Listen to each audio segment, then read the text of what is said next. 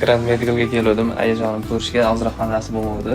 Endi bu narsani chiqaraman deb ko'rsatmayman dedim. Yonida bir xolam aytgan ekan, shu mana o'zlari xolisona bir videoga ataylar dedi. Yurolmay keldim dedingiz, nima dedingiz? Assalomu alaykum. Ko'ruvchilar, men o'zimdan kelib chiqib sizlarga shu nimani tavsiya qilmoqchiman. Joyimdan tura olmay hafta bir joyda yotib qolib, juda ham yuragim qisilib, davlenalarim ko'tarilgan edi. Ukunlarim arzon, mana kelganimga 4 kun bo'ldi. Bugun 5-kuni. Umuman hech kimning yordamisiz joyimdan shunday turib yurib ketdim. Buning uchun sababchi bo'lgan doktorlarga rahmat aytmoqchiman. Hech ham dorilardan o'ylanmang. Umuman qimmat emas ekan. Ana hamyonbop, o'zimiz bor ekan. Normal holat.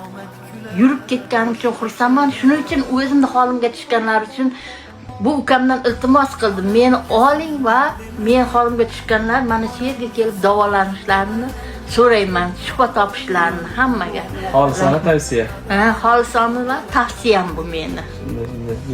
Xolamni mana avval shu hassada suyana yurib shu hassada zo'rg'a keldim deydi, ha.